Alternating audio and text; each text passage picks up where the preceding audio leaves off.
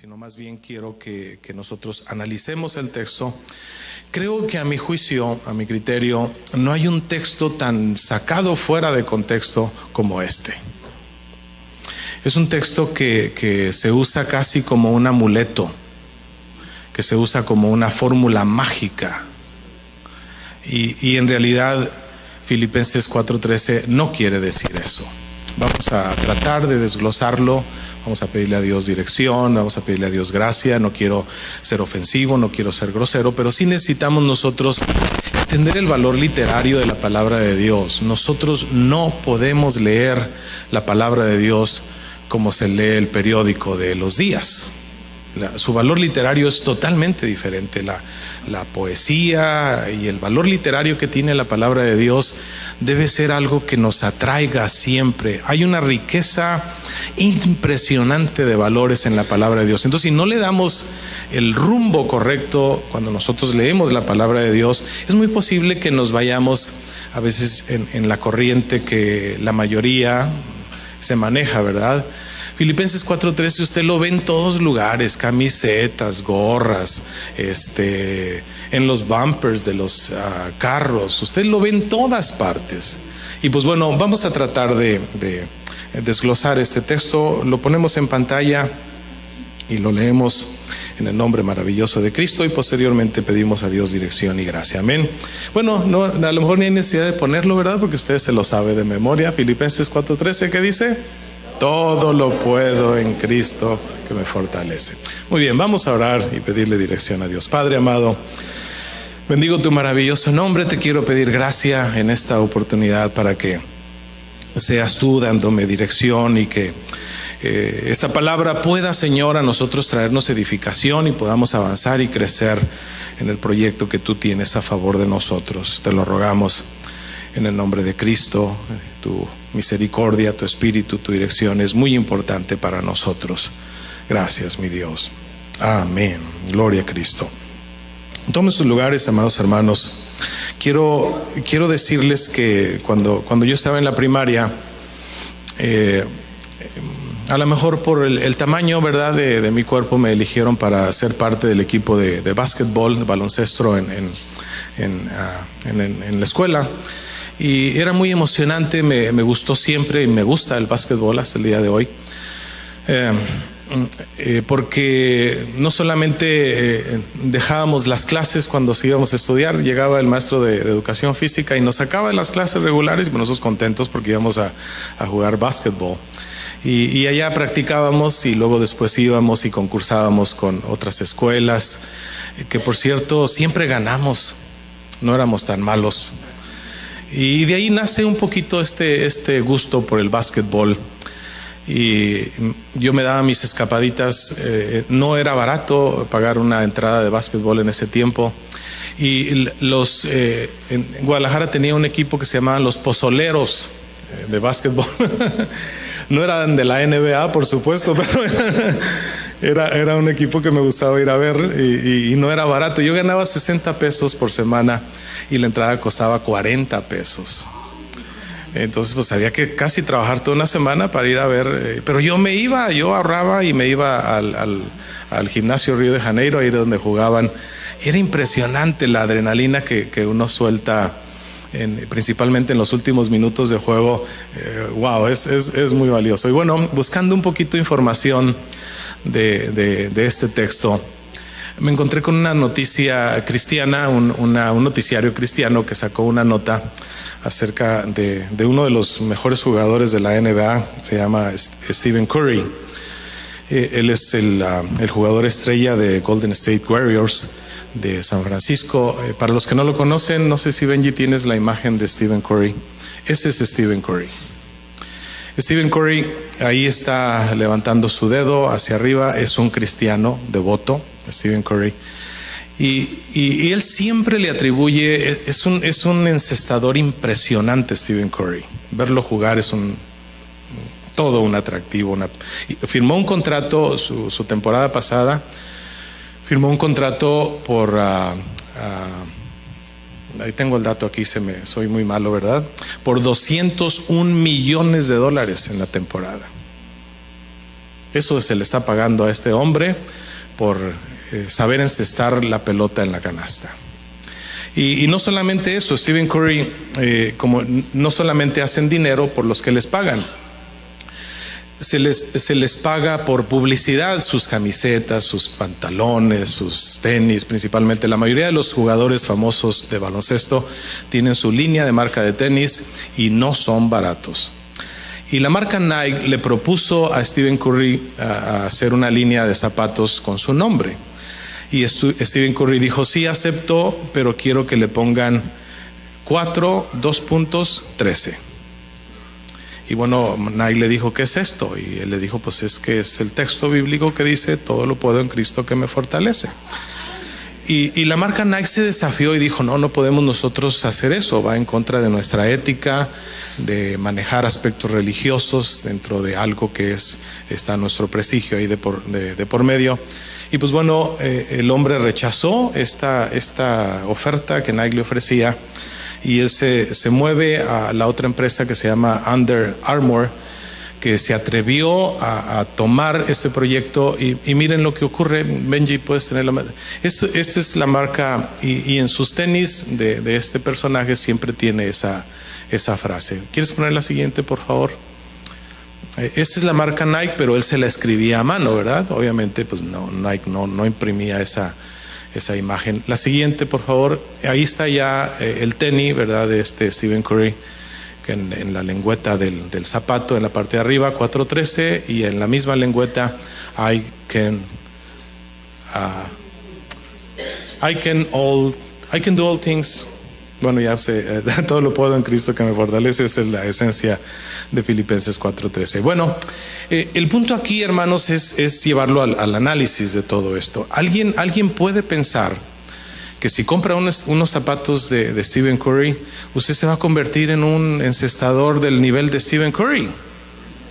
Porque nuestra fantasía mágica de crear en nosotros esta fuerza de los textos bíblicos en nuestra vida nos lleva a pensar eso. Por ejemplo, yo he visto, ahora que estaba investigando todo este asunto de lo que yo quiero hablarles, estoy diciendo de esta manera de introducción, me encuentro con cada cosa hoy en día que los medios están tan abiertos. Por ejemplo, algunos dicen: repite esta frase todos los días tantas veces y tu vida va a cambiar. No es una agresión al texto, ni es un insulto al texto, ni es una degradación al texto, pero es importante ver el contexto del texto, porque si no, dicen, ¿verdad?, los teólogos, que un texto sacado fuera de contexto solamente es un pretexto. Entonces necesitamos nosotros sacarle el verdadero valor al texto bíblico para entender qué es lo que Dios quiso hacer. Muy bien. Vamos a ver algunos aspectos. Quiero decirle, por ejemplo, que el capítulo 2 de Filipenses no es parte de la adición de la carta. El capítulo 2 de Filipenses es una canción que habla de la encarnación de Cristo Jesús al mundo, y que dicen algunos historiadores que los hermanos de la iglesia primitiva la cantaban para enforzar en las mentes y en los corazones de cada uno de ellos la maravilla del regalo más maravilloso que ha recibido la humanidad, que es que aquel verbo se haya hecho carne y que haya habitado entre nosotros y que hayamos visto su gloria. Entonces Pablo adhiere en su carta a esta canción que se cantaba. Se dice que en cada reunión los hermanos de la iglesia primitiva cantaban Filipenses capítulo 2. Por ejemplo, 1 Corintios capítulo 13, perdón. ¿Saben de qué se refiere 1 Corintios capítulo 13? Es el amor, ¿verdad? Eso es una canción también, es una canción romántica, poética, totalmente. Entonces uno cuando lee la palabra en el sentido que está escrito, uno puede darle el verdadero valor a lo que estás leyendo, y no solamente el valor, el sabor que le estás dando a lo que estás leyendo, y puedes realmente ser alimentado de una manera favorable a tu vida.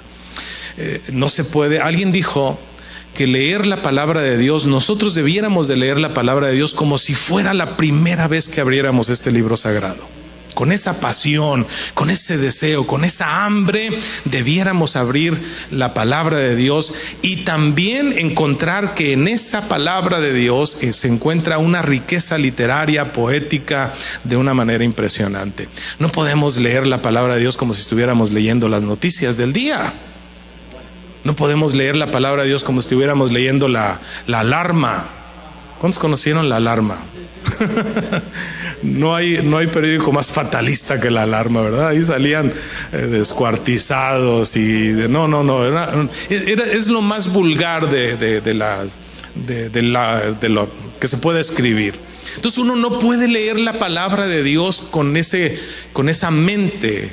Uno tiene que entender que la palabra de Dios tiene una riqueza muy, muy valiosa para cada uno de nosotros. Vamos a ir desglosando todas las situaciones que Pablo menciona aquí en este capítulo 4. Leer el capítulo 4 es leer el contexto. El contexto es lo que está antes del texto y después del texto. ¿Qué es lo que quiere decir para poder sacar la esencia de lo que Dios dijo, o lo que Pablo dijo, mejor dicho? Todo lo puedo en Cristo que me fortalece.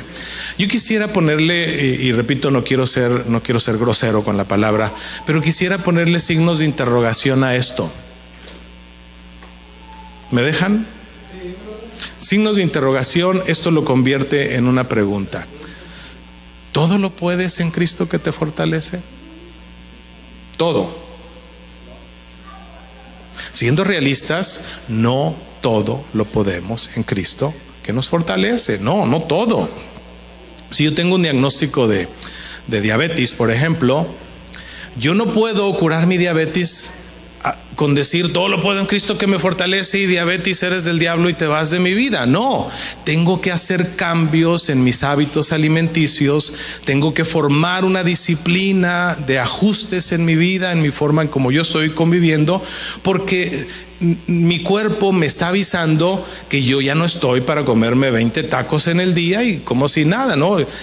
Uno tiene que hacer cambios, uno tiene que hacer ajustes de acuerdo a las circunstancias. Llegan situaciones a tu vida, tú no te puedes de aventar, subir a un edificio y arrojarte al vacío y decir, no me va a pasar nada porque todo lo puedo en Cristo que me fortalece. No puede uno desafiar esas cosas que son tan evidentes, tan lógicas, sin entender el verdadero valor del texto bíblico. Amén. Muy bien, vamos a desglosar un poco el capítulo 4 de Filipenses, que es el contexto. Número 1, el apóstol está escribiendo una carta de gratitud a los hermanos de Filipo, porque los hermanos de Filipo le mandaron una ofrenda a través de un personaje llamado Epafrodito. Y entonces Pablo, sintiéndose tan agradecido con ellos, empieza a escribir esta carta, y en el verso 4 que nos corresponde hoy analizar, dice, después de unos saludos introductorios del verso 1, 2 y 3, el verso 4 dice esta frase. ¿Qué dice, hermano? ¿Cómo empieza? Regocijaos en el Señor siempre. Y luego otra vez repite y recalca la frase, regocijaos. Otra vez les digo, regocijaos. Nosotros encontramos que en la carta a los Filipenses, la palabra que más sobresale en la carta a los Filipenses es gozo, es alegría. Y yo te quiero decir algo en esta tarde, hermano.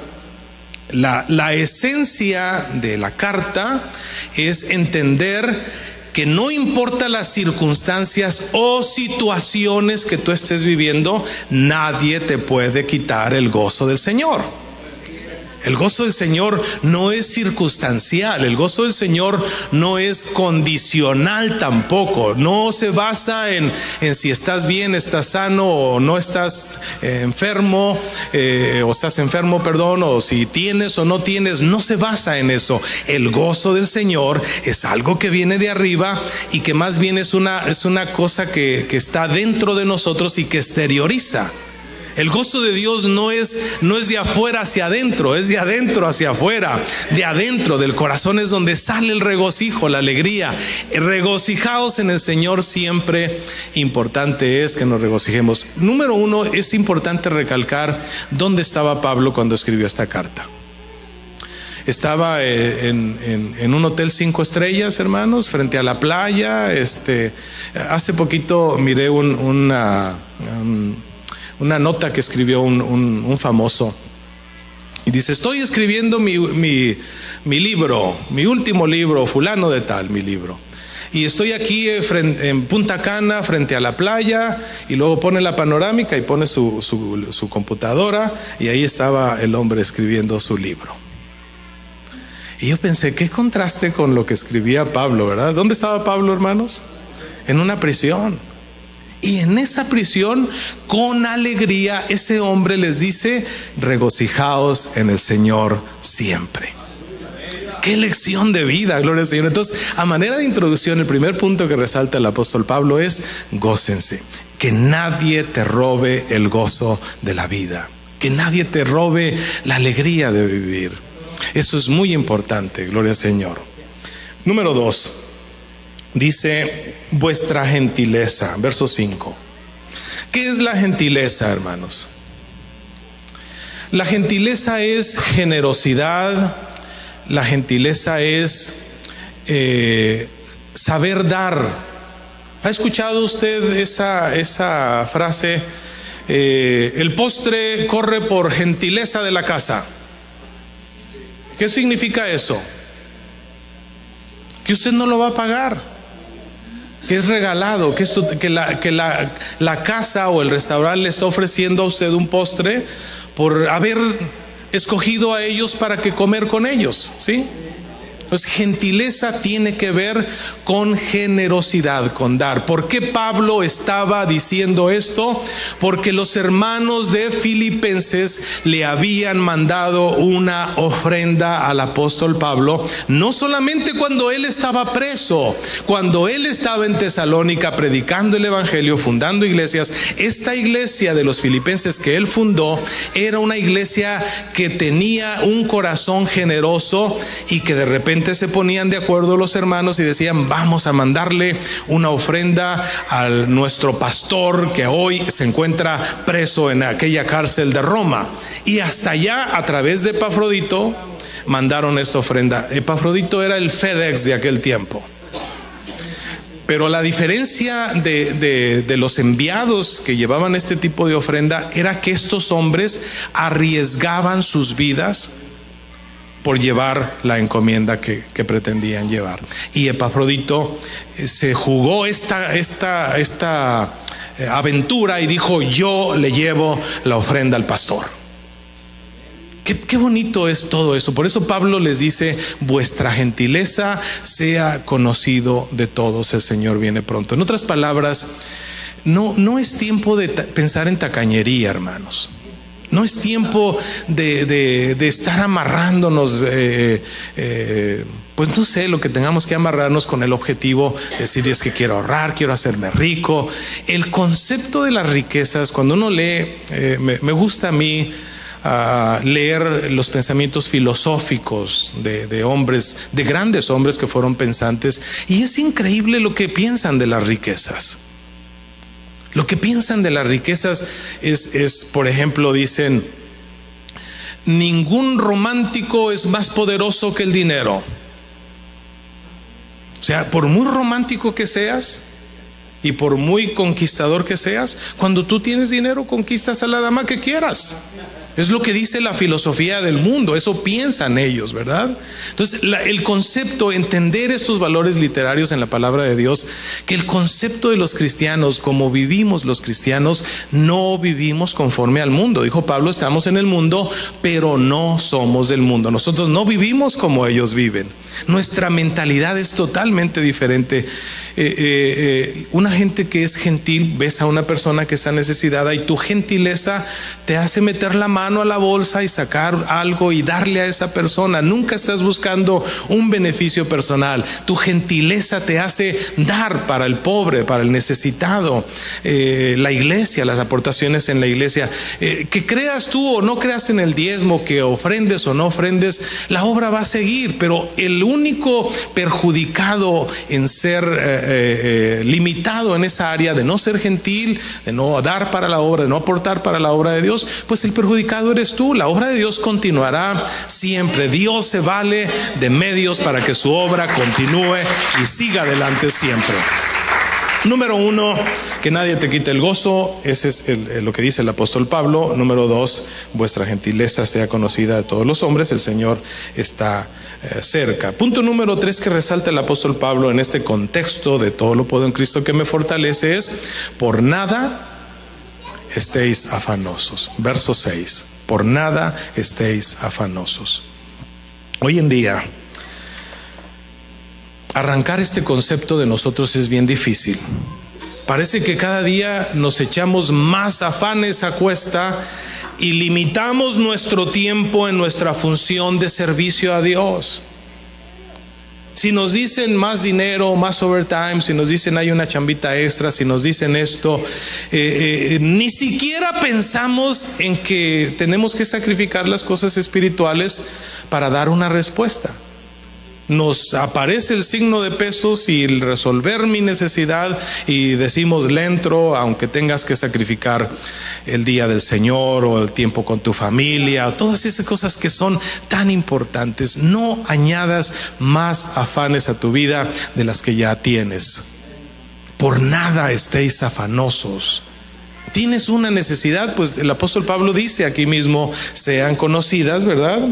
Sean conocidas vuestras peticiones delante de Dios en toda oración y ruego, y ahí hay una coma, y dice: con acción de gracias. ¿Qué es acción de gracias?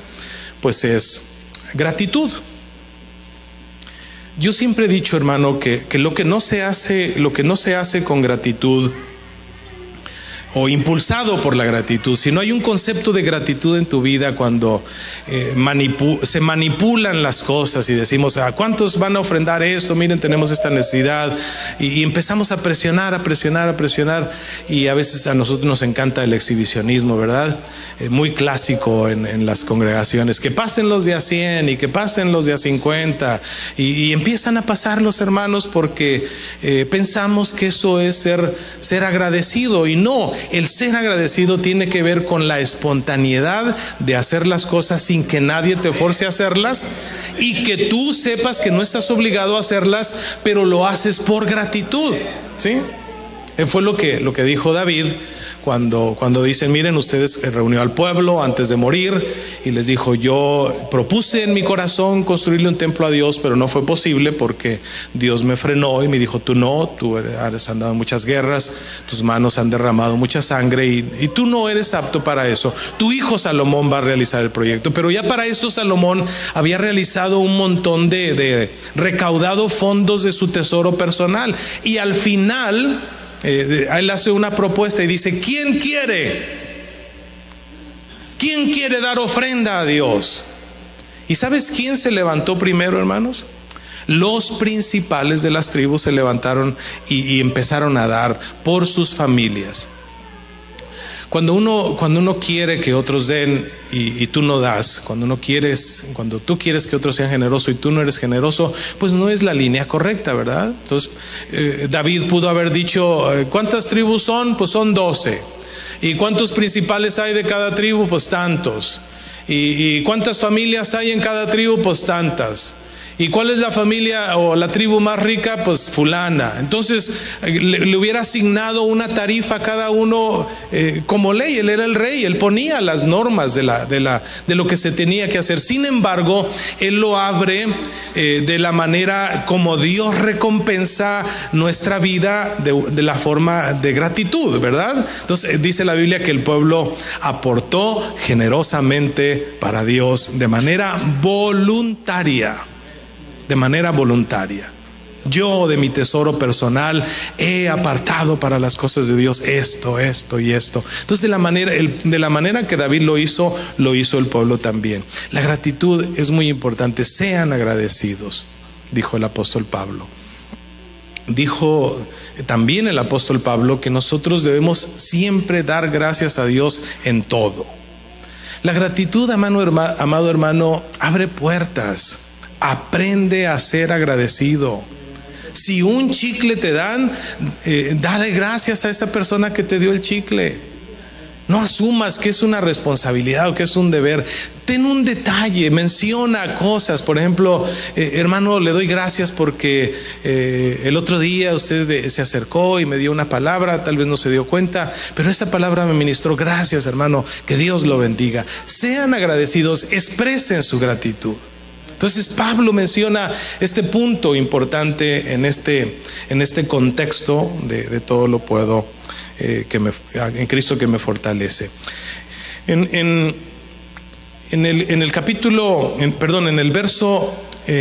el verso 7, Pablo menciona algo muy importante que es acerca de lo que nosotros pensamos. ¿Sí? Verso 7: y la paz de Dios que sobrepasa todo entendimiento guardará vuestros corazones y vuestros pensamientos en Cristo Jesús. Cuando tú eres una persona que nadie te roba el gozo, cuando eres una persona que tienes gentileza, que das, que aportas para la obra de Dios, que piensas en ayudar siempre, ¿verdad? Cuando no tienes una vida afanada, vivir sin sobresaltos en la vida, cuando eres agradecido, eso se convierte en una masa de pensamientos positivos en tu vida. ¿Y cuál es el resultado de esos pensamientos? Lo expresa muy bien desglosado en el verso 8 el apóstol Pablo, antes de este contexto de todo lo puedo en Cristo que me fortalece. Dice: por lo demás, hermanos, y luego menciona una lista de cualidades. ¿Cuál es la primera cualidad? Lo verdadero. Quiero repetir el texto: por lo demás, hermanos, todo lo que es verdadero, todo lo que es honesto, todo lo que es justo, todo lo que es puro, todo lo que es amable, todo lo que es de buen nombre, si hay virtud alguna, si algo digno de alabanza, la frase que sigue, dígala conmigo por favor: en esto pensad. Debemos llenar nuestra mente. Esto no es una cuestión mágica. Cuando tu mente está llena de estas cualidades y virtudes en tu vida, cuando tu mente está llena de estas cosas que menciona el apóstol Pablo, lo verdadero,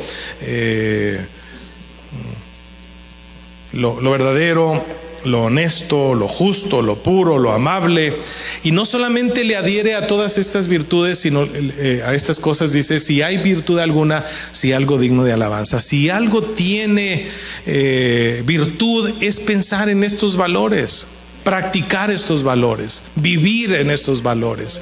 Esto tiene virtud, es virtuoso. Las otras cosas en las que usualmente nos preocupamos y afanamos no tienen tanta importancia como la esencia de lo que el apóstol Pablo quiso decir cuando dijo: todo lo puedo en Cristo que me fortalece. Está hablando de todo este concepto de valores en nuestra mente y en nuestro corazón que nos hacen vivir la vida cristiana como se debe vivir, sin sobresaltos, sin preocupaciones, sin angustia. No quiere decir que te vas a cruzar de brazos, no quiere decir que ya no vas a hacer nada, que simple y sencillamente tu mente se va a ocupar de estas cosas. No, dijo el apóstol Pablo: estamos en el mundo, pero no somos del mundo. Hay cosas que no podemos evadir, como ir a la escuela. Ir a la escuela es del mundo. No es un concepto espiritual ir a la escuela. Pero nuestros hijos necesitan ir a la escuela porque es un factor de sociedad que a ellos mismos les favorece en su capacitación, en su formación, desarrollan sus habilidades intelectuales, se incorporan al trabajo laboral, funcionan, son productivos, y al ser productivos son recompensados por ser productivos. Se les paga de acuerdo a lo que hayan estudiado y de acuerdo a su ingreso es su nivel de vida, pero no pierdas los valores.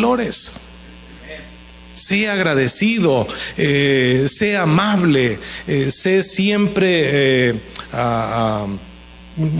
alegrarte siempre en la vida, no vivas afanados, sea agradecido. Entonces todos estos valores Pablo los resalta, gloria al Señor.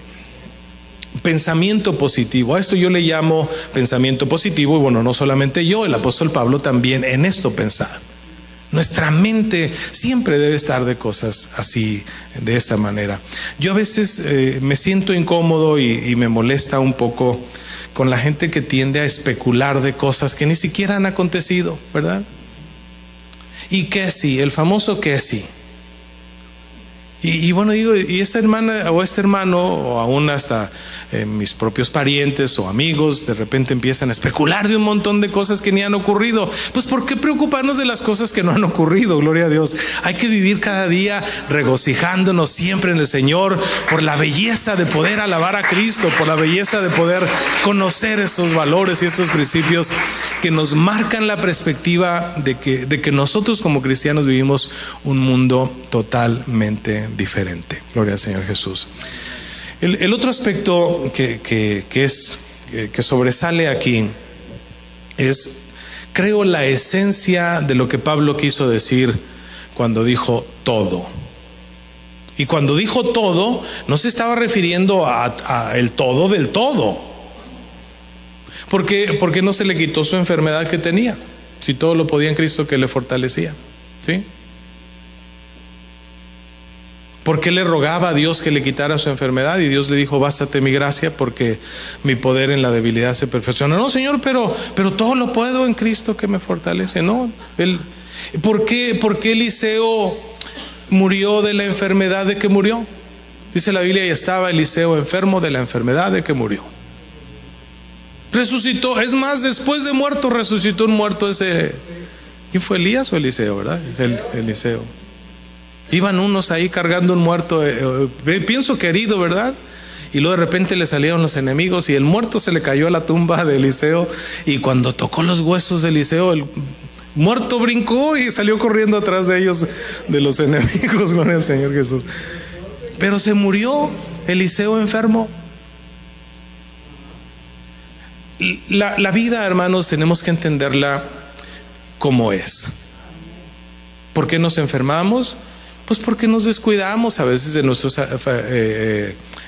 hábitos alimenticios. ¿Por qué nos enfermamos? Pues porque somos sedentarios, no hacemos ejercicio. ¿Por qué nos enfermamos? Pues porque estamos viejos ya. También eso es un elemento natural. El otro día fui a mi primer físico, que por cierto ayer me sentí muy redarguido porque estamos aquí en la celebración del cumpleaños de Sarita. Y luego llego y veo unas coquitas ahí mexicanas bien heladas, hermano. Yo iba con mi jarrito a tomarme agua y dije: ay, me voy a tomar una coquita. Y abrí mi coquita y luego paso con Israel y dice: papá, tus piedras. Dije: ay, tómala, mejor no quiero. Sé que a uno se le olvidan a veces las cosas. Ya estaba bien, entonces pues ya. No, dice: tómatela. Pues ¿cuál es el problema? Y me tomé mi coquita y a ver si no se me hace otra piedra, ¿verdad? Entonces, ¿por qué nos enfermamos? Pues por eso, hermanos. Fui con el doctor, les iba a decir, y le dije: doctor, me duele aquí, me duele acá y me duele eso. Y porque me dijo mi esposa: y dile que te duele aquí, dile que te duele allá. Ya estoy diciéndole al doctor, dice: pues ya son los años, señor Eduardo, me dice. Ya usted anda sesenteando y pues ya cascabelea el motor. Entonces, ¿por qué nos enfermamos, hermanos? Por la edad. No, yo no puedo decir en mis años de enfermedad: todo lo puedo en Cristo que me fortalece, y me siento como de 20. No, eso no es una realidad. Claro, la Biblia dice, yo creo que hay que entender muy bien y balancear muy bien estas cosas de la vida cristiana y de los textos que usamos nosotros como elementos mágicos en nuestra vida, y no es así. La vida debemos de vivir una vida bien equilibrada para poder nosotros funcionar de una manera apropiada y disfrutar la vida cristiana como Dios quiere que la disfrutemos, ¿verdad? Hay un equilibrio en todo lo que se hace, es lo que Dios dijo: pongan balanzas justas en ambos lados de la balanza. Por un lado están las cosas seculares, pero por el otro lado debe estar las espirituales, para que haya un nivel de eso, ¿verdad? De balance en nuestra vida, y que podamos vivir la vida espiritual como se debe vivir. No podemos nosotros meternos a lo espiritual totalmente y descuidar nuestra casa, descuidar nuestros hijos. No podemos. Hay un desbalance, un desajuste en esto. Por cierto, quiero meter aquí una cuñita que la considero necesaria.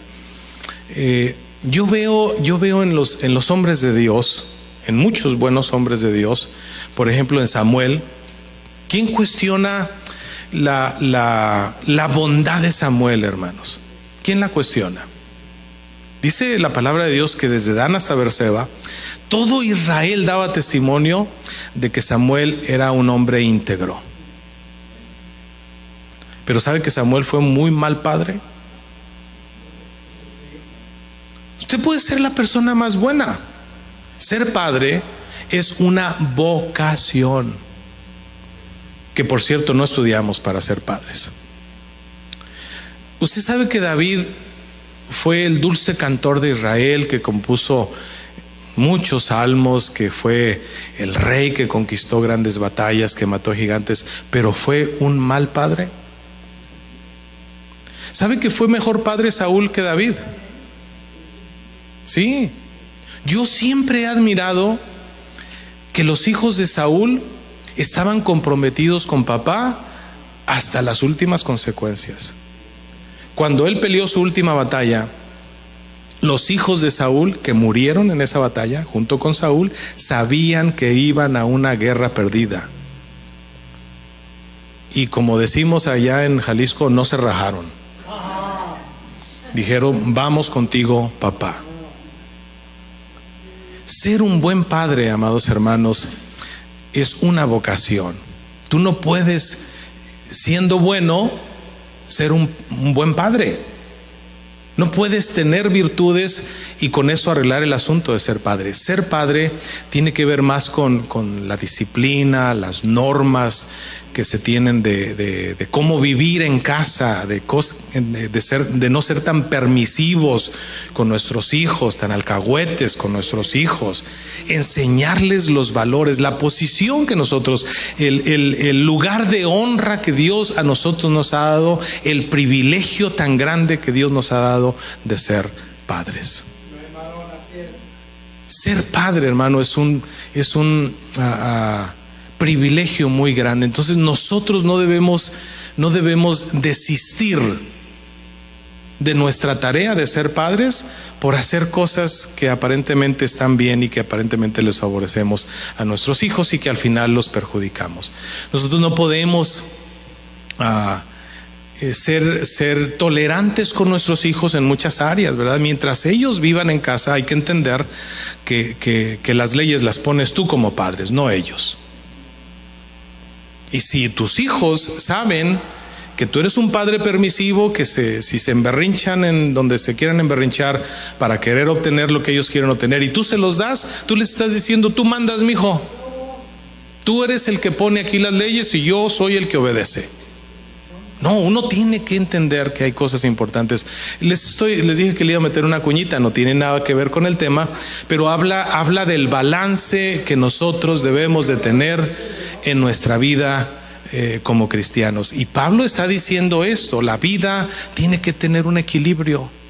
Y ese equilibrio es, cuando Pablo menciona todo lo puedo en Cristo que me fortalece, está hablando de todos estos valores que menciona aquí.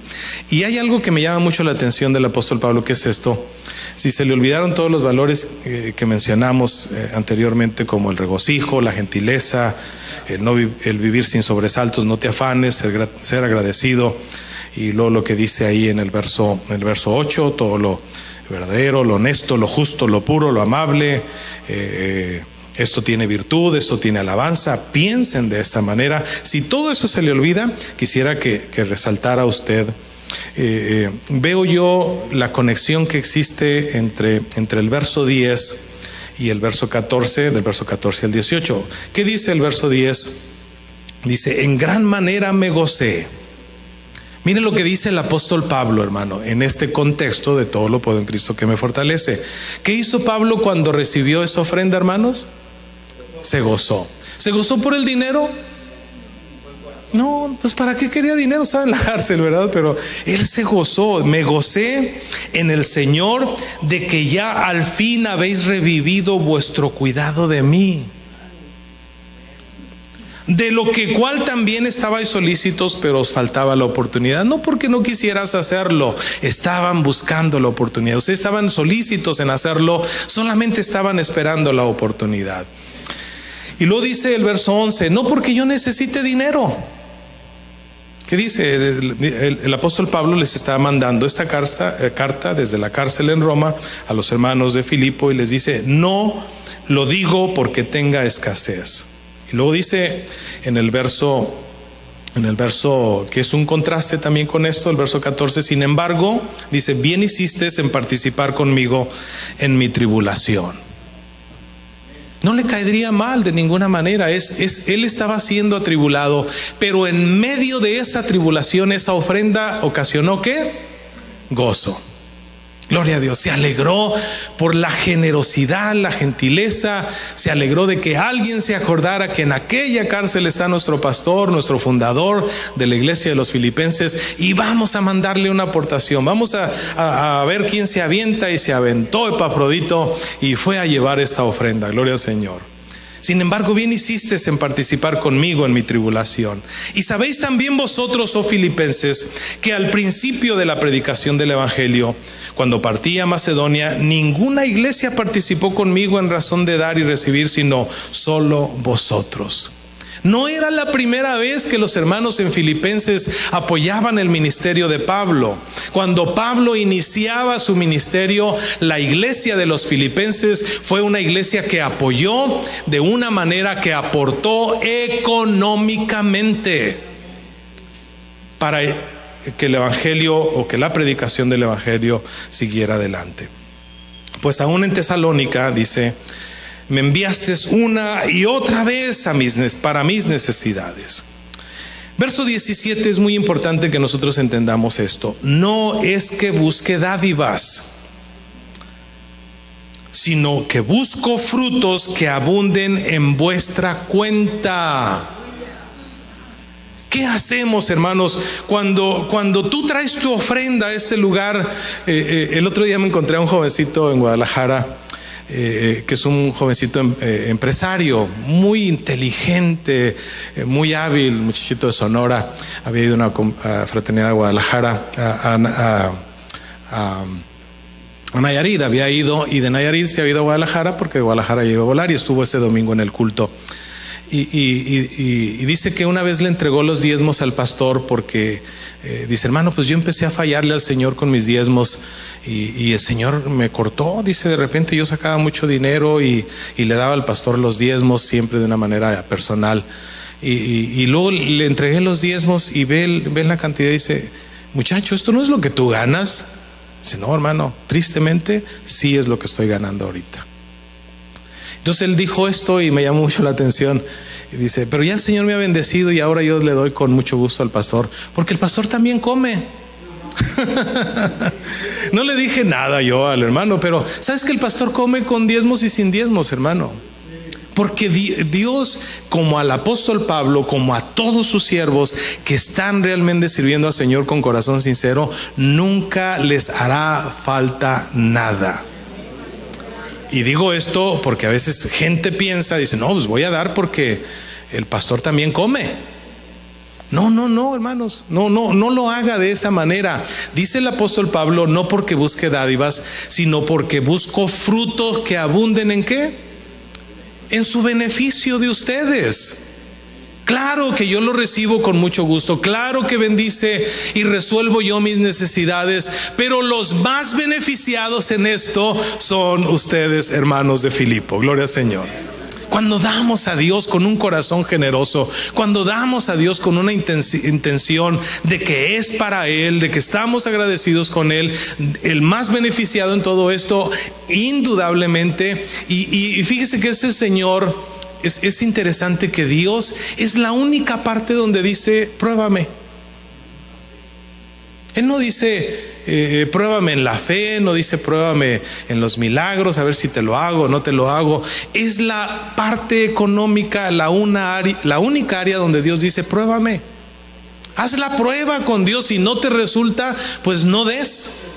Pero hay bendición, no porque busque dádivas, sino que busco frutos que abunden en vosotros para vuestro beneficio. Gloria a Dios. Qué hermosa la actitud del apóstol Pablo. Dice verso 18, pero todo lo he recibido y tengo en abundancia. Pregunta: ¿tenía en abundancia Pablo en el momento que escribió esa carta? Uno se puede imaginar no lo han proyectado en películas solamente. Pero estar en esa cárcel de Roma que tenía fama de ser cruel y despiadada, no es que tuviera en abundancia. ¿A qué se refiere el apóstol Pablo? Tengo en abundancia, estoy lleno. Se refiere, hermanos, que cuando él escribe esta carta a Timoteo de despedida, básicamente le dice: ven pronto a verme. Qué interesante, ¿verdad? Tenía el anhelo de conocer, de ver a Tito antes de morir, Pablo. Procura venir pronto a verme, le dice el apóstol Pablo a Timoteo. Y le dice: tráeme el capote que dejé en Troas, tráeme los libros, tráeme los pergaminos y tráete a Juan Marcos. Nos echamos un pleito Juan Marcos y yo, pero ya lo perdoné y creo que él me perdonó también, y ambos nos necesitamos para que la obra continúe adelante. Tráelo cuando vengas, porque me es útil para la obra de Dios. Y luego le expresa su gozo. Esta es la abundancia de un cristiano en malas circunstancias, que sabe vivir con gozo, con gratitud, con alegría, con abundancia, con bendición. Es decir, yo ya estoy para ser entregado. El tiempo de mi partida está próximo. He peleado la buena batalla. He terminado mi carrera. ¿Cómo la terminaste, Pablo? Con gozo. Nadie te debe robar el gozo de la salvación. El regalo más maravilloso que recibimos los cristianos, hermanos, es la alegría de ser cristianos. Pues si vivimos como vive el mundo, con todos sus sus placeres, porque digo, ellos piensan que sus placeres le dan alegría. Eso se llama momentos de lo que ellos llaman felicidad. Pero el gozo es un estado de emoción permanente en tu vida. Estad siempre gozosos, regocijaos en el Señor siempre. Otra vez os digo, regocijaos. Es el regalo más maravilloso que Dios nos da, estar siempre contento. Ni en la cuestión de salud te beneficia estar enojado. Hay una adrenalina que se suelta en nuestro cuerpo cuando nos enojamos, que no nos funciona de una manera positiva. Entonces Pablo, cuando dice tengo en abundancia estando en la cárcel, estoy lleno estando en la cárcel, habiendo recibido de Epafrodito lo que enviaste, olor fragante, sacrificio acepto, agradable a mis ojos, agradable a Dios. Yo me he desilusionado de muchos predicadores que dicen: me gusta ir a ese lugar porque ahí los hermanos me juntan siempre una buena ofrenda. Está triste eso, hermanos, que uno vaya a un lugar por lo que le van a juntar de ofrenda. También he escuchado a hermanos decir: yo no voy a esa congregación porque ahí no les juntan ofrenda a los predicadores. No, el apóstol Pablo dijo: no porque busque dádivas en ustedes, no porque tenga necesidad o no tenga necesidad. Yo busco más bien frutos que abunden en ustedes. Yo estoy lleno, estoy en abundancia, gloria al Señor. No tengo necesidad de nada, dijo el apóstol Pablo. Qué hermosa bendición, ¿verdad? Y luego menciona estas tres cosas importantes. Epafrodito lo menciona, ¿verdad? Muy, muy agradecido. En el capítulo anterior, creo, por cierto, hay cosas que suceden en nuestra vida. Dice el apóstol Pablo, creo que es en el capítulo, ahí mismo en Filipenses lo menciona. Dice: tuve la intención de enviarles a ustedes a Timoteo, pero no pudo ir porque se enfermó. O sea, Timoteo y Epafrodito estaban con Pablo en Roma. Entonces él dijo: quiero que vayan con los hermanos filipenses y les lleven esta carta. Entonces Timoteo dijo: yo voy. Pues él era el discípulo fiel, el que Pablo decía que era su hijo, ¿verdad? Mi amado hijo Timoteo, tengo ganas de verte para ser lleno de gozo. Entonces dice: pero Timoteo no pudo ir porque se enfermó. O sea que los hijos de Dios también se enferman, hermano, ¿sí? Y no dijo Timoteo, todo lo puedo en Cristo que me fortalece, y se lanzó, no. Pablo le dijo, reposa, tranquilo, aquí está Epafrodito, él te va a hacer esa misión. Y Epafrodito fue enviado de Pablo a los hermanos de Filipenses, y el mismo Epafrodito le lleva la ofrenda a Pablo. ¿Sí? Entonces lo menciona aquí, esta ofrenda que enviaste a través de Epafrodito. Qué hermoso cuando nosotros hacemos las cosas en el orden que Dios las hace. Y cierra esta parte, ¿verdad? Lo demás ya son saludos. Mi Dios pues suplirá todo lo que os falte conforme a sus riquezas en gloria. ¿Qué te falta a ti, hermano? En tu perspectiva es decir, pues me falta un carro nuevo, me falta una casa, me faltan zapatos, me faltan vestidos. Pero a lo mejor Dios no piensa que te falta eso. A lo mejor Dios dice, a ti lo que te falta es llenarte de mi presencia. A ti lo que te falta es alabarme. A ti lo que te falta es regocijarte en el Señor siempre. A ti lo que te falta es ser agradecido. A ti lo que te falta es pensar en lo puro, lo justo, lo honesto, lo amable, todo lo que tiene buen nombre. Eso es lo que realmente nos falta. Y Pablo, quiero terminar en esta parte donde el apóstol Pablo dice, que es también el contexto de todo lo puedo en Cristo que me fortalece. Ahí en el verso 11. Verso 11, amén, dice, no digo porque tenga escasez, y la siguiente frase me gustaría que usted la repitiera: he aprendido.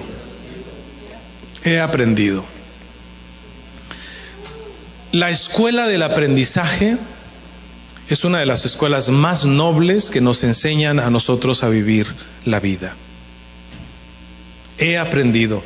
Yo entiendo que el apóstol Pablo, todos estos principios que está mencionando en Filipenses capítulo 4, no nació con ellos. No fueron virtudes que se le fueron dando nada más al azar. No, vea usted la trayectoria del apóstol Pablo y se va a dar cuenta que fue una escuela de aprendizaje. Los hermanos, Pablo se fue a la iglesia de Tesalónica y estuvo en Tesalónica, dice la Biblia, 3 años.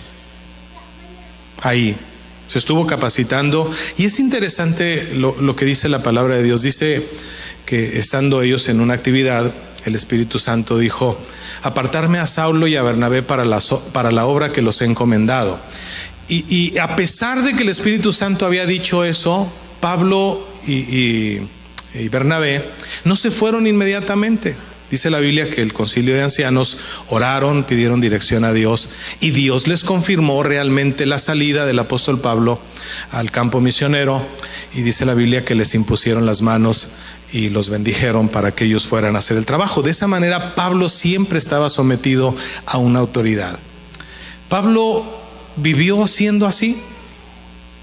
Más bien Pablo era una autoridad. El que no decía lo que el apóstol Pablo mencionaba, cuidado. Era un soldado romano, tenía disciplina, y aparte de ser un soldado romano y aparte de tener una influencia muy fuerte con el gobierno romano, tenía, hermanos, un celo que él mismo dice sin ciencia, porque perseguía a lo que él consideraba unos herejes. Y al final él se convierte en uno de ellos y tuvo que aprender ese proceso de la vida cristiana. He aprendido. Si nosotros no tenemos una mente abierta y un corazón abierto para aprender, nunca vamos a conocer los tesoros escondidos que hay en la palabra de Dios y que nos hacen a nosotros aprender a vivir. Aprender a escuchar la palabra de Dios cuando leemos la prosa, el valor literario, la poesía que encontramos en la palabra de Dios, y que no la leemos porque tengo que leerla por compromiso, no, porque hay en ella una verdadera riqueza y un verdadero valor. Gloria al Señor Jesús. Si tuviéramos que leer la escritura como leer a un Rubén Darío, a todos estos grandes poetas, ¿verdad? Y uno cuando toma un libro de esos en sus manos, sabe uno se predispone a saber que vas a leer algo que tiene un pensamiento intenso y profundo de estos hombres, ¿verdad? Que fueron escritores muy reconocidos, son hombres muy reconocidos en la situación literaria. Entonces, uno cuando lee la palabra de Dios, uno ya tiene que estar predispuesto. ¿Qué es lo que Dios me quiere enseñar? ¿Qué es lo que Dios me quiere hablar? No es como algunos hermanos, ¿verdad? Que manejan este tipo de situaciones y dicen, a ver, ¿qué Dios me quiere decir? Y y Dios les habló. No, Dios no habla así, hermanos, no. Hay que abrir la palabra de Dios y entender que Dios nos está hablando. Hay que darle, hacer las preguntas de rigor. ¿Por qué está diciendo esto? ¿En qué tiempo lo dijo? ¿Por qué lo dijo? ¿Qué me puede enseñar esto? No podemos leer este libro como un libro de historia, nada más.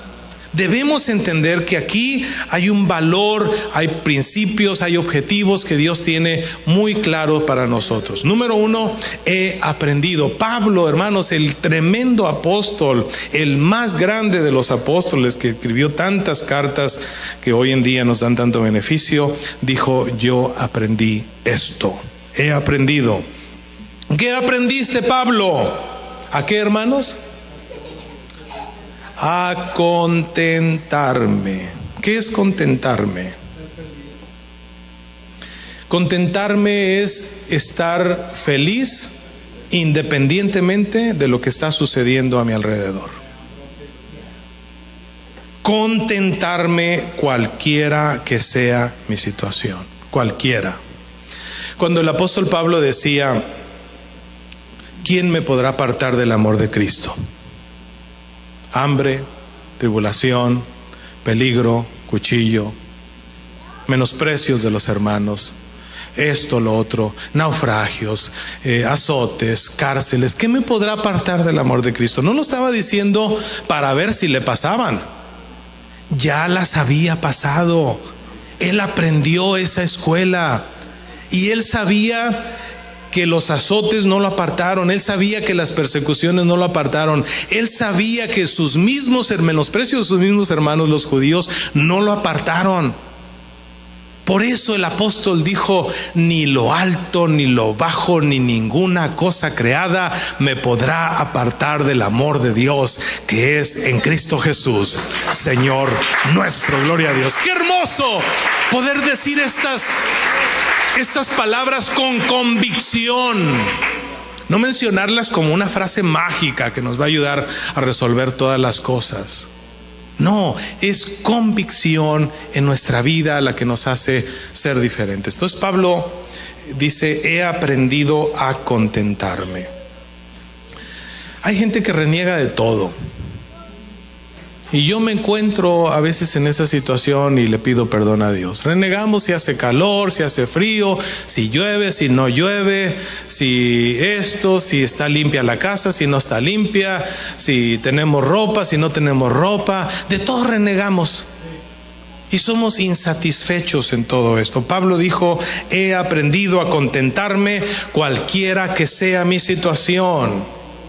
Sé vivir humildemente y sé tener abundancia. Si Pablo se hubiera sacado los millones, no creo que esto le hubiera perjudicado a Pablo. Es más, Pablo tenía una posición muy buena antes de venir al cristianismo. Él tomó más o menos la mentalidad de Cristo. Él, siendo rico, se hizo pobre y habitó entre nosotros. Dejó su majestad, dejó su trono, dejó su gloria y tomó forma de siervo. Y estando en la condición de siervo, fue obediente hasta la muerte y muerte de cruz. Y por ese acto, dice la palabra de Dios, Dios lo levantó a lo máximo, a lo sumo, al extremo, a lo mayor. No hay otro grado más grande que el Jesucristo resucitado haya recibido. Dios lo levantó a lo máximo y le dio un nombre que es sobre todo nombre, para que en el nombre de Jesucristo se doble toda rodilla y toda lengua confiese que Jesucristo es el Señor. Jesucristo es Dios. Sé vivir humildemente y sé tener abundancia. Hay gente que se le mueve el tapete, decimos en México, cuando de repente le va bien. Este asunto es como que un golpe de suerte. Yo veo a gente, hermanos, conozco a gente que ni siquiera saben leer y son unos tremendos negociantes. Porque uno piensa que la preparación, que uno va a hacer dinero porque estudiaste en Harvard. No, hay gente que se graduó de Harvard y vende tacos, porque le va mejor vendiendo tacos. Porque hay gente que el negocio es lo de él y no necesariamente el saber hacer negocios tiene que ver con el estudio. Son cosas que se dan. Conozco a gente que vivieron en la calle y de vivir en la calle son grandes millonarios ahora. Pero ¿sabes qué? Esa gente lo mismo le da dormir en la calle que dormir en una suite presidencial. Eso no lo cambia. Sigue siendo la misma persona porque ha pasado, ha aprendido que la vida suele ser generosa, pero también suele ser cruel. Digo la vida, no Cristo. La vida secular que nosotros tenemos. De repente, pues bueno, nos va bien, nos suben el sueldo, nos suben de posición, de repente nuestra vida cambia. Y como cambió nuestra vida, pues ya no nos juntamos con la chusma. Ya no le hablamos a la gente, ya no los podemos asociarnos. Ahora pues bueno, ya mi nivel de vida subió. No, hermanos, ¿sabes que yo conocí en mis primeros años de conversión al hermano Camacho, José María Camacho? El hermano José María Camacho les regaló el terreno de Huentitán, un terreno de 40 metros por 40 metros. Digo regaló porque les dijo a los hermanos, aquí está. Yo les voy a dar el 50% y el 50% me lo van pagando en mensualidades. Creo que nunca le mandaron una mensualidad al hermano. Pero ese hombre, hermanos, hermano Higuera, yo creo que lo conoció, ¿verdad? Le decían al hermano Camacho, le decían, oiga hermano, ¿usted es de Guamúchil? Y le decía, no, Guamúchil es mío. Porque el hombre era dueño de todo Guamúchil.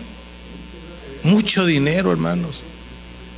Y ese hombre yo lo llegué a ver, hermanos. Lo invitamos algunas ocasiones a Guadalajara y se sentaba en una piedra a comer frijoles y lo que hubiera, ningún problema. Un hombre sencillo. El mismo Guamúchil, un templo muy hermoso que está ahí en Guamúchil, ese terreno fue parte de una donación, camiones, fue parte de una donación del hermano José María Camacho. Qué hermoso cuando aprendemos a vivir humildemente y a vivir en abundancia. ¿Sí? Esa es la escuela del aprendizaje del cristianismo. Y el apóstol Pablo sigue mencionando algunos detalles que sobresalen en el contexto del texto. Sé vivir humildemente, sé tener en abundancia, en todo y por todo estoy enseñado. Esto significa disciplina. A mí no me asusta el petate del muerto.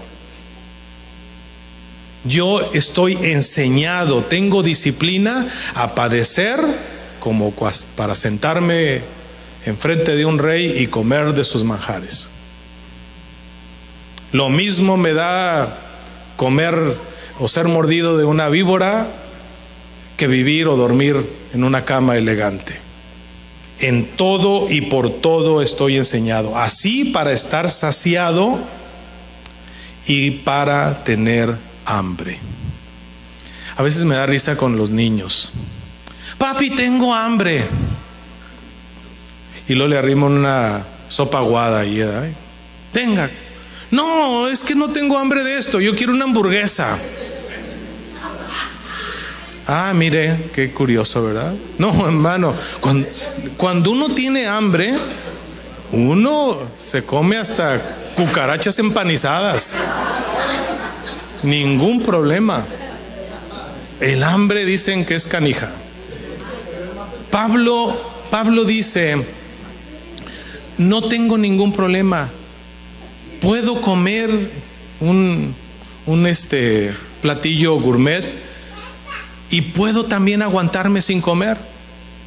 Eso se llama disciplina. Entonces cuando Pablo menciona todo esto, sé tener hambre, así como tener abundancia, cómo padecer necesidad. Yo he encontrado que la vida cristiana es la mejor escuela del aprendizaje que nosotros tenemos para vivir bien.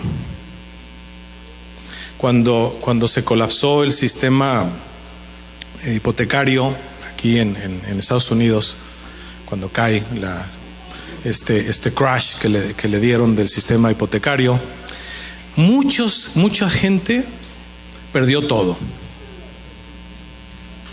Entre ellos un amigo mío, siempre se jactaba, muy hábil, empezó a comprar terrenos y Dios lo empezó a prosperar, y de repente forma un capital de más de $6 millones. Y siempre se llenaba su boca de decir: hermano, es que ya ahorita yo ya ando nadando en $6 millones.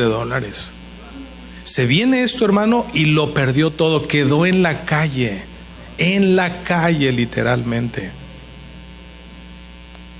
Bueno, era cristiano y la vida le dio la oportunidad de poderse levantar, pero hay gente que cuando lo pierde todo se suicidan y dicen: ya, ¿qué voy a hacer sin mis yates de lujo? ¿Qué voy a hacer sin mis casas?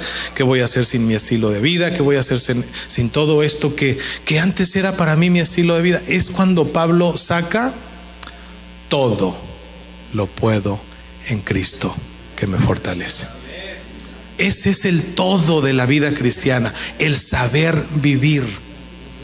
Porque hay gente que no sabe vivir. Ante alguien dirá: pero ¿cómo voy a estar pensando siempre en lo justo, en lo puro, lo amable, en ser agradecido? ¿Qué agradecido? Gente esto, gente lo otro, aquí y allá. No, hermano, cambia tu manera de pensar, cambia la perspectiva de tu vida y vas a ver el resultado de lo que es vivir en el valor de ese texto esencial.